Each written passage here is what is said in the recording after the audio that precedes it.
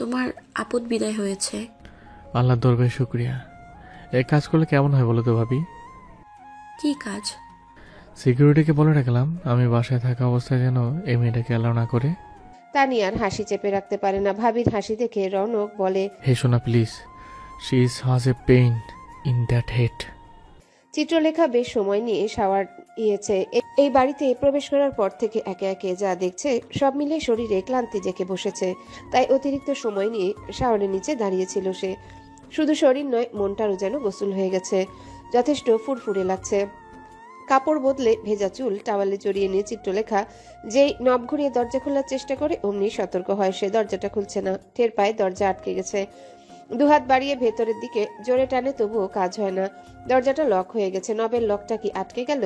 এখন কিভাবে বের হবে সে? চিত্রলেখা একবার চারিদিকে চোখ বুলায়। বন্ধ বাথরুমে আটকা পড়ে গেছে সে। ভাবতেই মস্তিষ্ক শূন্য হয়ে আসতে লাগে তার। নিঃশ্বাস ভারী হতে শুরু হয়েছে ইতিমধ্যে।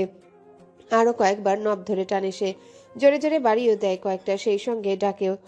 কেউ আছেন? এই যে শুনছেন, আমি বাথরুমে আটকে গিয়েছি। এই যে, আপনি কি ঘরে আছেন? শুনছেন আমি ডাকছি, এই যে শুনুন। আগের চাইতে আরো জোরে দরজা পেটায় চিত্রলেখা। তৎক্ষণাৎই তার মনে পড়ে রৌনক তখন বলে গেল সে নিচে যাচ্ছে। সে কি এখনো ফিরে আসেনি? এখান থেকে তো তার আওয়াজ বাহির পর্যন্ত পৌঁছাবে না। বাথরুমের বাইরে চেঞ্জিং রুম, তারপর বেডরুম, তারপর লিভিং, এরপরে বেরিয়ে সিঁড়ি বেয়ে নিচে।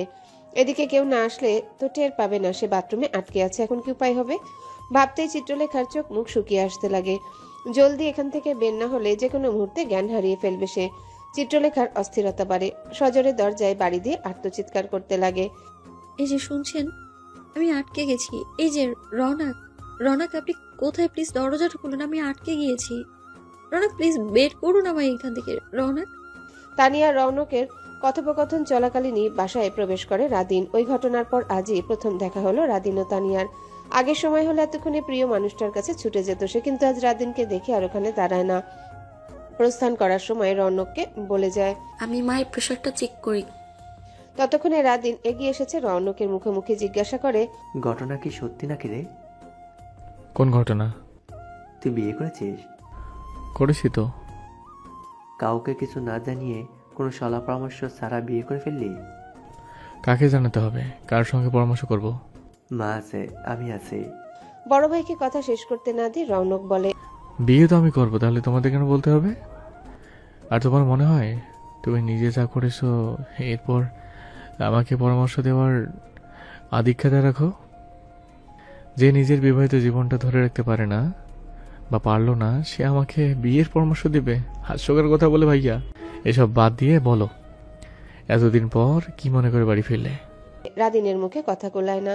রৌনকের অবশ্য তার আগমনের কারণ জানার তেমন আগ্রহ নেই। কথার কথা বলেছে সে, তাই নিজেই বলে, বাদ দাও, আমাকে তোমার কিছু বলতে হবে না। এটা আমার একার বাড়ি নয়। মন চেয়েছে এসেছো, কিন্তু সরি, এখন আর তোমাকে সময় দিতে পারছি না। আমার বউ অপেক্ষা করছে। Excuse me please. রৌনক বেডরুমে ঢুকতে চিত্রলেখার কণ্ঠ শুনতে পায়, তাকে ডাকছে। রওনাক কোথায় আপনি? প্লিজ বের করুন আমায়, খুলুন না দরজাটা। এই যে শুনছেন। এক মুহূর্ত দাঁড়ায় না সে, দৌড় লাগায় ভেতরের দিকে। বেডরুমে চিত্রলেখাকে না দেখতে পেয়ে চেঞ্জিং রুমে ঢুকলেই টের পায় তার চন্দ্রলেখা বাথরুমে আটকে আছে। ভেতর থেকে চিত্রলেখার আওয়াজ পাওয়া যাচ্ছে। দরজায় সজোরে বাড়ি দিয়ে বলছে, রওনাক কোথায় আপনি? রওনাক। রৌনক বাইরে থেকে দরজাটা খুলে দিলে দেখে চিত্রলেখা ভয়ে কেঁদে ফেলেছে। সে কিছু বলার আগেই ভীত সন্ত্রস্ত চিত্রলেখা ঝাঁপিয়ে পড়ে রৌনকের বুকের উপর। তাকে জড়িয়ে ধরে চিত্রলেখা বলে, এতক্ষণ কোথায় ছিলেন আপনি? জানেন আমি কখন থেকে ডাকছি আপনাকে? আমি আটকে গিয়েছিলাম দরজাটা। রৌনকও শক্ত করে জড়িয়ে ধরে তার চন্দ্রলেখাকে। একটা হাত মাথায় রেখে বলে, এখন সব ঠিক আছে, আমি চলে এসেছি। ভয়ের আর কোনো কারণ নেই, কিচ্ছু হবে না। এই যে আমি তোমার রৌনক চলে এসেছে। চিত্রলেখা অনেকটাই মন্থর হয়ে এসেছে। রৌনক ভীত সন্ত্রস্ত চিত্রলেখাকে পাজা কোলে তুলে নেয়। এতে চিত্রলেখাও আপত্তি করে না। সেই মুহূর্তে আতঙ্কিত রৌনক যত্নের সহিত বউকে কোলে তুলে নিয়ে ঘরে ফিরে আসে। পিঠে বালিশ দিয়ে বসে চিত্রলেখাকে বুকের সঙ্গে জড়িয়ে রাখে। তাকে ভরসা দেওয়ার চেষ্টা করে সে আছে সবসময় সব রকম পরিস্থিতিতে। রৌনকের বুঝতে অসুবিধা হয় না কাজটা কে করতে পারে, কিন্তু এই মুহূর্তে এসব প্রসঙ্গ তোলে না। বুকের সঙ্গে জড়িয়ে রাখা চিত্রলেখার চাঁদিতে চুমু খায় পরম যত্নে। সেই সঙ্গে বলে, আই এম সরি, আর কখনো লেট হবে না, আই প্রমিস বউ। নিজের ঘরের কাঁথার তলায় মুখ ঢেকে শুয়ে আছে চারু। নার্গিস বেগম কয়েকবার করে ভাত খাওয়ার জন্য ডেকেছেন, কিন্তু আসেনি। তাই বোনকে ডাকতে দুই ভাই তার ঘরে এসে উপস্থিত হয়েছে। লিখন চারুর মাথার কাছে দাঁড়িয়েছে, চয়ন দাঁড়িয়েছে পায়ের কাছটায়। চারু আপাদমস্তক কাঁথায় মুড়ানো, লেপ কম্বল গায়ে দেওয়ার মতো শীত এখনো নামেনি। ফ্যানের ভলিউম কমিয়ে মোটা কাঁথা গায়ে দিয়ে ঘুমানো যায়, আর কয়েকদিন পরে হয়তো শীত আর তার চাদরে ঢেকে নিবে পুরোপুরি। তখন আর মোটা কাঁথায় শীত মানবে না, নামাতে হবে লেপ কম্বল। চয়ন পায়ের কাছে কাঁথায় ছোট্ট করে টান দিয়ে বলে, কিরে আয় ভাত খাবি? চয়নকে সঙ্গ দিয়ে লিখনও বলে। চারু ওঠে না, কথাও বলে না। এমনি দিন চিত্রলেখার উপস্থিতিতে রাত 10টার মধ্যে সবার খাওয়া হয়ে যেত। আজ তার অনুপস্থিতিতে যেন সবকিছু পাল্টে দিয়েছে। চারু কাঁথার তলায় ফুপিয়ে কাঁদছে, কেঁদে কেটে চোখ ফুলিয়ে ফেলেছে ইতিমধ্যে। সবসময় কথার খই ফুটা চারু নিজের দুর্বলতা ভাইদের দেখাতে চায় না, কিন্তু আচমকায় মায়ের মতো বড় বোনের এভাবে চলে যাওয়া পোড়াচ্ছে তাকে। চিত্রলেখা চিরকাল তাদের সঙ্গে থাকবে না এটা জানা কথা, কিন্তু ঘটনাটা যে এমন আচমকা ঘটবে সেটাও ভাবেনি কখনো। বোন বিদায় দেওয়ার আগে মানসিক যে প্রস্তুতিটুকু চারুর দরকার ছিল সেটুকুর সুযোগও সে পায়নি। অন্তত একটা দিন আগে জানতে পারলেও হয়তো নিজেকে সামলে নিতে পারতো, নিজেকে বুঝ দিতে পারতো, কিন্তু সে সুযোগ সে পায়নি। অনেক ডাকাডাকির পরেও চারুর কোনো সাড়া পাওয়া যায়নি। লিখন জানে কি করলে চারু কথা শুনবে, তাই চারুকে শুনিয়ে বলে, চয়ন, একটা কাজ কর, আমার ঘর থেকে মোবাইলটা নিয়ে আয়। আপাকে ফোন দিয়ে বলি চারু রাতে ভাত না খেয়ে শুয়ে পড়েছে। যা, ফোনটা নিয়ে তো। বলেই চয়নকে চোখ মারে। চয়ন বুঝতে পারে এটা ভাইয়ের নাটল, সেও সঙ্গ দিয়ে বলে, এখনই আনতেছি। তৎক্ষণাৎই কাঁথা থেকে বেরিয়ে উঠে বসে চারু। লিখনের একটা হাত ধরে বলে, আপারে ফোন দিও না ভাইয়া প্লিজ। চারুর ফুলে লাল হয়ে যাওয়া চোখ দেখে দুই ভাই এগিয়ে এসে পাশে বসে। লিখনকে জড়িয়ে ধরে এবারে হাউমাউ করে কেঁদে ফেলে চারু। দুই ভাইয়ের বুঝতে অসুবিধা হয় না বোনের কান্নার কারণ কি, তবুও চারুর মাথায় হাত বুলিয়ে দিয়ে লিখন জিজ্ঞাসা করে, কি হইছে চারু, কাঁদতেছিস কেন? তোমরা কি একদিন হুট করে আমারও আপার মতো দূরে পাঠাই দিবা? না পাঠাবো, তোরে আমরা বিয়ে দিব না। মুখ তুলে ভাইয়ের মুখের দিকে তাকায় চারু। কান্না স্থগিত করে জিজ্ঞাসা করে, সত্যি বিয়ে দিবা না? তুই বিয়ে করতে চাইলেও দিব না। না। আবার লিখনকে জড়িয়ে ধরে চারু বলে, তোমরা আমারে কোনোদিন বিয়ে দিও না ভাই, আমি তোমাদের ছাড়া থাকতে পারবো না। চারুর মাথায় হাত বুলিয়ে দিয়ে লিখন বলে, আচ্ছা দিব না, এখন ভাত খাবি। চারু আবার মুখ তুলে বলে, আবার কি আমাদের জন্য খারাপ লাগতেছে না ভাইয়া? আবার তো বলছিল কোনো বিয়ে করবে না, আমাদের ছেড়ে কোথাও যাবে না। এই ঘরে আপাকে ছাড়া আমি 1 লাখ কেমন ঘুমাবো? আপারে জড়ায় না ধরলে তো আমার ঘুমই হয় না ভাই। স্থগিত হওয়া চারুর কান্না আবার গতি পায়। এবার আর লিখনের মুখে জবাব কুলায় না। কি বলবে সে? তার নিজেরই তো বুকের ভেতরটা কামড়াচ্ছে। এবারে চয়ন বলে, আপা যদি জানতে পারে তার পেছনে আমরা তার জন্য কাঁদতেছি তাহলে কিন্তু আপা কষ্ট পাবে। সে তো আমাদের জন্যই বিয়ে করবে না বলেছিল, এখন না হয় নিজের জন্য ভাবছে। আমাদের তো উচিত আপার জন্য খুশি হওয়া। দেখবি কালকে দিনের বেলায় আপা দেখা করতে আসবে। আবার কি এখন আর আমাদের জন্য সময় থাকবে? চয়ন এগিয়ে এসে চারুর মাথায় ছোট্ট করে গাঁটটা মেরে বলে, আপার জীবনে আমাদের তিনজনের চাইতে বেশি কেউ না। দেখবি আপা শত ব্যস্ততার মধ্যে আমাদের কাছে ছুটে আসবে। এখন আয় ভাত খাবি। ক্ষুধা নাই আমার। চারু আপত্তি করলে দুই ভাই তাকে টেনে নিয়ে যায় ভাত খাওয়াতে। চিত্রলেখা থাকতে কখনো ওদের না খেয়ে রাতে ঘুমোতে দেয়নি। চারুকে কখনো কোনো কিছুর অভাব বুঝতে দেয়নি। আজ তার অবর্তমানে ওরা সেই দায়িত্ব পালনেরই চেষ্টা করছে, যদিও ওদের তিনজনেই চিত্রলেখা কখনো কোনো কিছুর কমতি হতে দেয়নি। নিজের সাধ্যের মধ্যে সবটুকু করার চেষ্টা করেছে। খাওয়া পড়ায় কমতি থাকলেও ভালোবাসা কমতি কোনোদিনও হতে দেয়নি চিত্রলেখা। শাশুড়ির প্রেশার মেপে নিজের ঘরে ফিরতেই তানিয়া দেখে তার ঘরে বসে আছে রাদিন। তাকে দেখে উঠে দাঁড়ায় সে, এগিয়ে এসে বউয়ের মুখোমুখি দাঁড়ায়, কিন্তু তাকে খানিকটা অবাক করে দিয়ে তানিয়া পাশ কেটে চলে যায়। বিছানায় গিয়ে বসে, ল্যাপটপটা কোলে নিয়ে তাতে মনোযোগ দেয়। আচমকা তানিয়ার আচরণে এমন পরিবর্তনের আভাস পেয়ে অবাক না হয়ে পারে না সে। তৎক্ষণাৎই অন্য কিছু ভাবে না সে। হয়তো অল্প কিছুদিনের কথা বলে এগিয়ে বেশ লম্বা সময় পর আসায় বউয়ের অভিমান হয়েছে, এমনটাই ধরে নেয় রাদিন। স্বাভাবিক থাকবার চেষ্টায় রাদিন পেছনে ঘুরে তানিয়ার দিকে তাকিয়ে জিজ্ঞাসা করে, কেমন আছো? মিম মিসকাত কি ঘুমিয়ে পড়েছে? নিজের কাজ করতে করতে তানিয়া জবাব দেয়, এখনো মিসকাতে ঘুমানোর সময় হয়নি জানো না? নাকি নিজের ছেলে মেয়েদের রুটিন অজানা তোমার? তানিয়াকে করা কেমন আছো প্রশ্নটা যে সে সরাসরি এড়িয়ে গেল তা বুঝতে রাদিনের বিশেষ অসুবিধা হয়নি। কিন্তু আচমকা তানিয়ার ভিতরকার এই পরিবর্তনের কারণ ধরতে পারছে না। তবে সন্দেহ মনের ভেতর ঠিকই উকি দিচ্ছে। একবার মনে হচ্ছে হয়তো রৌনক তানিয়াকে তারও শবনমের বিষয়টা জানিয়েছে, আবার মনে হচ্ছে হয়তো জানায়নি। রাদিন এক্ষুনি আর তানিয়াকে খাটায় না, পরে একান্তে সময় পাওয়া যাবে, তখন না হয় এসব নিয়ে কথা বলা যাবে, মান অভিমানও ভাঙানো যাবে। আমি প্রেসে আসছি। বলে যেই রাদিন চেঞ্জিং রুমের দিকে আগায়, তানিয়া বলে, তোমার সব জিনিসপত্র আমি তোমার ঘরে পাঠিয়ে দিয়েছি, এই ঘরে আর তোমার কিচ্ছু নেই। ওখানেই দাঁড়িয়ে পড়ে রাদিন, কপাল সামান্য কুঁচকে জিজ্ঞাসা করে, আমার ঘরে? এটা কার ঘর তাহলে? এটা আমার ঘর। তোমার আমার ঘর কি আলাদা? ল্যাপটপটা কোল থেকে নামিয়ে উঠে এসে রাদিনের মুখোমুখি দাঁড়ায় তানিয়া। তার চোখের দিকে তাকিয়ে যথেষ্ট শক্ত করেই বলে, তুমি আমি কখনোই একজন ছিলাম না, শুধু একটা সম্পর্কের বোঝা বয়ে বেড়িয়েছি এতকাল। এখন আর এসব লোক দেখানোর প্রয়োজন নেই। হাত উঁচু করে দরজা দেখে তানিয়া আরো বলে, তোমার ঘরে তোমার সব কিছু রাখা আছে, আর কিছু লাগলে জাহানারা খালাকে বললেই হবে। নাও এক্সকিউজ মি প্লিজ, আমি জরুরি কাজ করছি।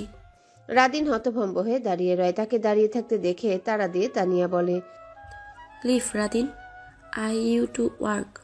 বাধ্য হয়ে নিজের ঘর ছাড়তে হয় রাদিনকে। এই মুহূর্তে কথা বাড়াতে চায় না সে। তার পেছন পেছন দরজা পর্যন্ত এসে তানিয়া আরো বলে, একটু পরেই সবাই ডিনারে বসবে, যদি খেয়ে এসে না থাকো তাহলে উই ক্যান জয়েন। রাদিনকে আর কিছু বলার সুযোগ না দিয়ে তার মুখের উপরই দরজাটা আটকে দেয় তানিয়া। রৌনকের বুকে মাথা রেখে কখন যেন চিত্রলেখার চোখের পাতায় ঘুম নেমে এসেছে। ঠিক ঘুম নয়, তন্দ্রা লেগেছে। রৌনক আর সরায় না, যদি ঘুম ভেঙে যায় ভেবে। প্যান্টের পকেট থেকে মোবাইলটা বেজে উঠতে তৎক্ষণাতেই বের করলো। কল রিসিভ করে কানে তুলতেই অন্য পাশ থেকে তানিয়া বলে, ডিনার করবে না? তোমরা করে ফেলো ভাবি। সে কি কথা, তোমরা খাবে না? এই না বলে গেলে ক্ষুধা লেগেছে তোমার। চন্দ্রের চোখ লেগে গেছে, ও উঠলে পরে না হয় আমরা খেয়ে নেব। তোমরা অপেক্ষা না করে খেয়ে ফেলো। ও আচ্ছা, তাহলে আমাদের ডিনারের পরে না হয় তোমাদের জন্য টেবিল সাজিয়ে দেব। এত কষ্ট করতে হবে না, ট্রেতে করে কাউকে দিয়ে উপরে পাঠিয়ে দাও, আমরা না হয় ঘরে খেয়ে নেবো। ঠিক আছে। রৌনক ফোন রাখতেই টের পায় চিত্রলেখা সজাগ হয়ে গেছে। নিজেকে রৌনকের বুকে আবিষ্কার করে খানিকটা ইতস্তত বোধ করে। তৎক্ষণাৎই সরিয়ে গিয়ে বসে। ভেজা চুল হাত খোপায় বাঁধতে নিলে রৌনক বাধা দিয়ে বলে, 1 মিনিট, বেঁধো না। বাথরুম গিয়ে একটা টাওয়েল নিয়ে ফিরে আসে। চিত্রলেখা টাওয়েল দেখে বলে, আমাকে দিন, আমি মুছে নিচ্ছি। রৌনক তার কথা শুনে না, বউকে কাছে টেনে নিয়ে যত্ন করে তার চুল মুছতে মুছতে বলে, এতটুকু আমায় করার সুযোগ দাও please, I want disappointed you.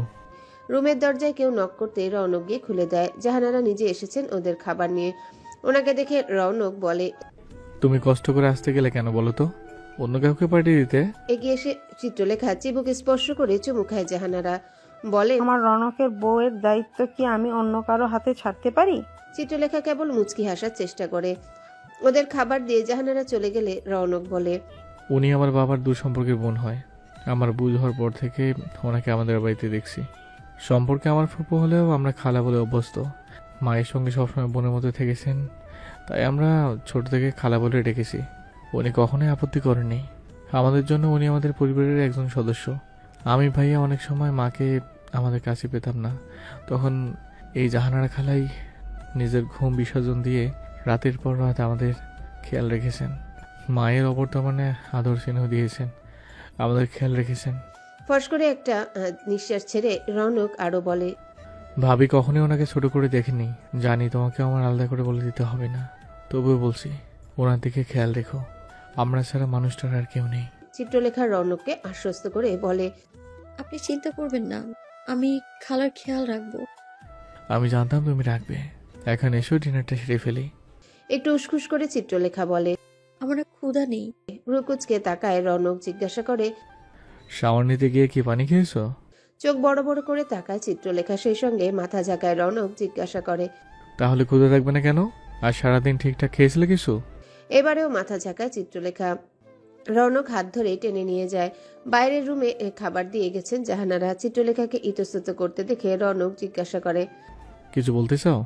মাথা দুলিয়ে চিত্রলেখা বলে, আগে চারুকে একটা ফোন করি, ওরা খেলো কিনা। চিত্রলেখার গলা ধরে আসে, তা টের পেয়ে রৌনক জিজ্ঞাসা করে, আসার পরে ফোন করনি বাসায়? মাথা ঝাঁকায় চিত্রলেখা। অবাক কণ্ঠে রৌনক বলে, ফোন দেওনি কেন? ওরা নিশ্চয়ই ফোন করার অপেক্ষায় আছে। এত বোকা তো তোমাকে আমি কখনো ভাবিনি। চিত্রলেখা জবাব দিতে পারে না। আসার পর রৌনকের মায়ের রিয়াকশন দেখে সব ভুলে গিয়েছিল, সে মনটাও খারাপ হয়ে গিয়েছিল। এই বাড়িতে যে সে গ্রহণযোগ্য নয় তা জানতে পেরে মূলত মনটাই খারাপ হয়ে গিয়েছিল, তাই আর মন খারাপ নিয়ে বাসায় ফোন করেনি। ওই সময় তার কণ্ঠ শুনলে ওরা বুঝে ফেলতো এদিকে কিছু একটা ঘটেছে, তাই বলা যায় ইচ্ছে করে ফোন করেনি সে। কিন্তু এখন খাওয়ার কথা উঠতেই বুক ভার হয়ে কান্না পাচ্ছে তার। যদিও আজ রাতের খাবার সে রান্না করে দিয়ে এসেছে, কিন্তু কাল থেকে কে ওদের রান্না করে খাওয়াবে? ভাই বোনগুলো তোর হাতের রান্নার পাগল। রৌনক বলে, তুমি কথা বলে আসো, তারপর একসঙ্গে খাওয়া দাওয়া করবো আমরা। চিত্রলেখার সময় বিলম্ব করে না, এমনিতেই অনেকটা দেরি হয়ে গিয়েছে। চারুকেই ফোন লাগায়। একবার রিং হতে কল রিসিভ হয়। বোনের কল পেয়ে কেঁদে ফেলে চারু। যদিও সে কাঁদতে চায়নি, কিন্তু নিজেকে সামলেও রাখতে পারেনি। একটু করে সবার সঙ্গে কথা হয় চিত্রলেখার। কথা শেষ করে ওখানেই থম ধরে বসে রয়। চারুর কান্না, খালার কান্না, দুই ভাইয়ের ভারী হয়ে আসা কণ্ঠ শুনে চিত্রলেখা নিজে কাঁদেনি। ও কেঁদে ফেললে ওরা আরো ভেঙে পড়তো, তাই নিজেকে আটকে রেখেছে। রৌনক এতক্ষণ দরজার কাছে দাঁড়িয়েছিল। 1 মিনিট সময় অপেক্ষা করে এগিয়ে আসে সে। চিত্রলেখার হাত ধরে তাকে নিয়ে যায় ডিনার করতে। এক্ষুনি কিছু বলে না রৌনক, চিত্রলেখাকে নিজেই প্লেটে খাবার তুলে নেয়। ভাত মাখিয়ে প্রথম লোকমাটা বইয়ের মুখের সামনে ধরে বলে, হা করো, আমি খাইয়ে দিচ্ছি। আজ আর তোমাকে কষ্ট করে নিজের হাতে খেতে হবে না। তোমার মন খারাপের রাতগুলোতে না হয় আমি তোমার একটু বেশি যত্ন করব, একটু বেশি খেয়াল রাখবো। তুমি কেবল আমায় সেই সুযোগটা করে দিও। চিত্রলেখা এক পলক রৌনকের চোখের দিকে তাকায়, তারপর বাধ্য মেয়ের মতো মুখ খুলে লোকমাটা নেয়। কি হলো তার কে জানে, হুড়হুড় করে চোখ ভেঙে কান্না পেয়ে গেল। চিত্রলেখা নিজেকে আটকে রাখতে পারল না, চোখ ভাসিয়ে কেঁদে ফেলল। রৌনক বাধা দিল না, সেই সঙ্গে ভাত খাওয়ানো বন্ধ করল না। সে নিজের কাজ করতে থাকলো, চিত্রলেখাকেও কাঁদতে দিল। খাওয়া দাওয়ার পর বেডরুমে ফিরে এসে রৌনক চিত্রলেখাকে বলে, তোমাকে একটা জিনিস দেখাই। চিত্রলেখা আগ্রহ ভরে তাকিয়ে থাকে কি দেখাবে তা দেখার জন্যে। রৌনক এগিয়ে গিয়ে বেডসাইড টেবিলে ড্রয়ার থেকে একটা ছোট রিমোট বের করে। রুমের একদিকের দেয়াল জুড়ে পর্দা, সেদিকে প্রেস করতে অটোমেটিক পর্দা সরে যেতে লাগলো। অবাক হয়ে সেদিকে তাকিয়ে থাকে চিত্রলেখা। পর্দা দুপাশে সরে যেতে বেরিয়ে আসলো সম্পূর্ণটা থাই করা, আর ওদিকে ঝুলখোলা বারান্দা। রৌনক আবার রিমোট টিপে পর্দা আটকে দিয়ে বলল, এটা অটোমেটিক, তোমার সুবিধার জন্য জানিয়ে রাখলাম। রিমোটটা জায়গা মতো রাখতে রাখতে রৌনক আরো বলে, অনেক তো রাত হলো, আসো শুয়ে পড়ি। তুমি হয়তো টায়ার্ড। বলতে বলতে রৌনক বিছানার বাম পাশটায় প্রায় শুয়ে পড়েছে। চিত্রলেখাকে দাঁড়িয়ে থাকতে দেখে বলে, কি হলো, দাঁড়িয়েছো কেন? আসো ঘুমাই। এবার ঢোক গিলে চিত্রলেখা মিনমিন করে বলল, আমরা এক বিছানায় ঘুমাবো? চিত্রলেখার প্রশ্ন শুনে রৌনক উঠে বসে বলে, হাজবেন্ড ওয়াইফ তো এক বিছানাতেই ঘুমাবে, তাই না? কিন্তু আমাদের একসাথে ঘুমানোটা কি দরকার? না মানে আপনাকে কষ্ট করতে হবে না, আমি বাইরের ঘরে সোফায় বা এখানে নিচেও ঘুমোতে পারবো, কোনো সমস্যা নেই আমার। চিত্রলেখার কথা শুনে কেমন কেমন করে যেন তাকায় রৌনক, মুখে হাসি ভাব রেখে বলে, আমরা কি সিনেমা করছি যে আমি বেডে ঘুমাবো তুমি ফ্লোরে? Come on Chandra, you are married couple, this is not a jokes and you are not joking here. This is not a jokes and you are not joking here. You are married for the long time. তারপরেও গড়িমসি করে চিত্রলেখা। এবারে রৌনক সামান্য শক্ত না হয়ে পারে না, চোয়াল শক্ত করে বলে, তুমি কি চাইছো আমি উঠে গিয়ে তোমায় কোলে করে বেডে নিয়ে আসি? If you want I can do that happily. Chitralekha তৎক্ষণাৎ তটস্থ হয়, খানিকটা ঘাবড়েও যায়। রৌনক যে এমন কাজ করার আগে দুইবার ভাববে না সেটা তার বোঝা হয়ে গিয়েছে, তাই আপত্তি করে বলে, না না, এর প্রয়োজন নেই, আমি নিজেই শুয়ে পড়ছি। ছোট ছোট কদম ফেলে বিছানায় গিয়ে বসে চিত্রলেখা রৌনকের দিকে পিঠ করে। পেছন দিকে রৌনক বসে থেকে জিজ্ঞাসা করে, তুমি এবারে শুতে চাইলে আমি ওপাশে শুতে পারি, আই ডোন্ট মাইন্ড। না না, লাগবে না, যে কোনো এক পাশ হলেই চলবে, আমার কোনো পাশেই সমস্যা নেই আমার। Very good. বলেই হাত বাড়ায় রৌনক। তার পাশে রুমের লাইটের সুইচ বোর্ড, লাইট অফ করে দিয়ে ডিম লাইট জ্বালায় সে। একদম মৃদু হলদেটে লাইটিং, অনেকটা নিয়ন আলোর মতো। শুয়ে পড়েছে রৌনক, পেছনে না ঘুরেও তা টের পায় চিত্রলেখা। বুকের ভিতর কেমন ধুকপুক করছে তার অকারণে। একজন পুরুষের সঙ্গে এক ঘরে এক বিছানায় থাকতে হবে ভাবতেই বুকের ভেতর অদৃশ্য তোলপাড় হয় তার। শুয়ে পড়ার আগে এক ঢোক পানি খায় সে, তারপর বুকে জড়িয়ে রাখা ওড়নাটা দলা পাকিয়ে বালিশের পাশে রাখে। চিত্রলেখার পরনে খুবই কমফোর্টেবল নাইট স্যুট, পায়জামা ও শার্ট। এমনকি রৌনকও একই ধরনের পোশাক পরেছে। টিভিতে সিনেমায় দেখা যায় নারী চরিত্ররা নাইটি পরে, কিন্তু রৌনক তাকে তেমন কিছু দেয়নি, ভাগ্য ভালো দেয়নি, নয়তো লজ্জায় মাটিতে ঢুকে পড়তে হতো তাকে। ওসব নাইটির চাইতেই পোশাকটাও যথেষ্ট মানসম্মত। না পেট বের হয়েছে, না হাঁটু বের হয়েছে, আর না বুক পিঠ দেখা যাচ্ছে। তবে সমস্যা হচ্ছে এর সঙ্গে ওড়না নেই। স্কার্ফ হলেও ভালো হতো, তবে সমস্যা নেই, চিত্রলেখা ড্রেসের ওড়না দিয়ে কাজ চালিয়ে নিয়েছে। আস্তে ধীরে বিছানার কার্নির ঘেঁষে শুয়ে পড়ে চিত্রলেখা। কিং সাইজের বিছানাটা দুজন মানুষের জন্য যথেষ্টের চাইতেও বেশি। চিত্রলেখার মনে হয় এই বিছানাটা হয়তো কিং সাইজের চাইতেও বড়। এতে অবশ্য ওর জন্য ভালোই হয়েছে, হাত পা সামান্য এদিক ওদিক হলেও সেটা রৌনক পর্যন্ত পৌঁছাবে না। তাছাড়া চিত্রলেখা শোয়া খারাপ নয়, ঘুমের মধ্যে পাশের জনের উপর হাত পা তুলে দেওয়ার অভ্যাস নেই তার, বরং দেখা যায় ঘুমের মধ্যে কমই হাত পা ছড়ে সে শান্ত হয়ে ঘুমায়। এদিক থেকে নিজের উপর বিশ্বাস আছে তার, কেবল বিশ্বাস নেই পেছন দিকে বিছানার অপর প্রান্তে শুয়ে থাকা মানুষটার উপর। কখন কি করে বলা মুশকিল, এখনো মানুষটাকে ঠিকঠাক বুঝে উঠতে পারছে না সে। চুপচাপ শান্ত হয়ে শুয়ে থাকে চিত্রলেখা একদম গুটিসুটি মেরে। বিছানার একদম কার্নিশ ঘেঁষে শুয়েছে, আর একটু সামান্য এদিক হলে ধপাস করে নিচে পড়ে যাবে, তবুও এভাবেই শুয়ে থাকে। পেছনে রৌনকের সারা শব্দ নেই, হয়তো ঘুমিয়ে পড়েছে ভেবে সামান্য স্বস্তি পায় চিত্রলেখা। কিন্তু তার স্বস্তি পাওয়া মিনিটও অতিক্রম করতে পারে না। আচমকায় পেছন থেকে হাত বাড়িয়ে চিত্রলেখার পেটের কাছে ধরে টেনে নেয় রৌনক নিজের কাছে। আচমকা টান দেয়া চিত্রলেখা কিছু বুঝে উঠতে পারে না, তার পিঠ গিয়ে ঠেকলো রৌনকের বুকের সঙ্গে। অস্ফুট স্বরে চিত্রলেখা বলল, হ্যালো বন্ধুরা, পরবর্তী পার্ট খুব তাড়াতাড়ি আসবে, তো সবাই অপেক্ষায় থাকো। আর চ্যানেলটি যারা এখনো সাবস্ক্রাইব করোনি তারা পরবর্তী পার্ট দেখার জন্য চ্যানেলটি সাবস্ক্রাইব করে রেখো। ধন্যবাদ সবাইকে, আমাদের সাথেই থেকো।